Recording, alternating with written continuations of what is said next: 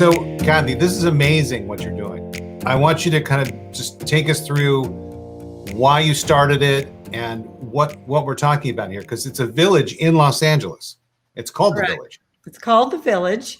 The idea to build an inclusive, independent apartment community in the heart of Los Angeles. It's going to be absolutely beautiful, by the way. It's just south of Beverly Hills, near Beverly Drive and Pico.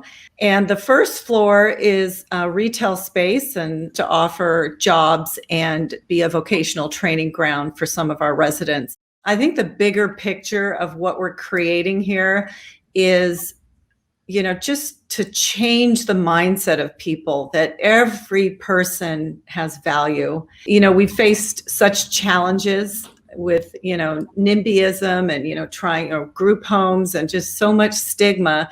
We've come a long way in our generation, but we have a long, long way to go. The greater mission of this village is to exemplify and show the talents, the value added of inclusion, just be a model to invite the community in, invite our residents to go out. So we'll have some studios, some 1-bedrooms and some 2-bedrooms.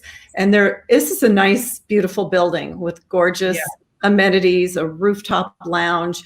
We'll have conference rooms. It's going to look and feel like any other a luxury apartment building with a gym, and there's some dining options. People will be able to access their regional center services in our building. So this is amazing, okay?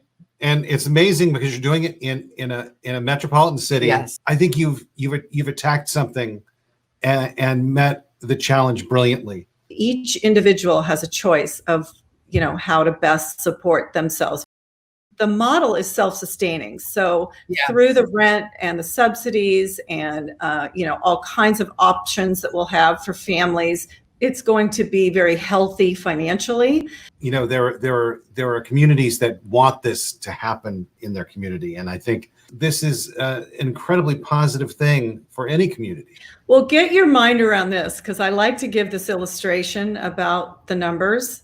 So when our kids were my kids are a little bit older than yours, I know, but when my kids were diagnosed and born and diagnosed from that early, like late 80s, early 90s timeframe, it was considered a rare disorder, autism. Yeah. And, actually, it was like 1 in 10,000. Then it moved to 1 in 5,000. Still not enormous, but that was the start, right? That's and right. Think about this. So this is the age group of people that are now needing housing and jobs and support services. And that's today. So that the numbers steadily have climbed autism. And, today it's 1 in 54 kids. So if you're following this, imagine in 5 years, how many people are going to need housing, and 10 years. I mean, it's such a big issue. And they're kids for this amount of time, but they're adults for this amount of time. Absolutely. We have to start thinking in terms of the next 60 years, right? The next 70 years. Congratulations on adding to this, you and the entire board. And the generosity of, oh my goodness, but the human element exactly. and the love that comes into an organization when you embrace someone's differences, the thought of, getting home and then, you get off the elevator maybe, and then there's a fun like hangout lounge and like 4 peers sitting there playing the games that he loves before you walk to your room. So it's designed in a way that's going to encourage socializations. I love that. It's almost like the social part of it, you have all this opportunity. It's not just neurodiverse community that can live here. It's an integrated, fully integrated community. When you see, as a parent ourselves, when you see something like The Village, you want to give, even if it's a small amount. Every amount is worthwhile. Oh, absolutely. But I mean, it's like you're saying, here's something to hope for. Here's something to keep your spirits up. Here's something you can give to and know that with your support, this wonderful dream would come true, because that would be our dream for our son.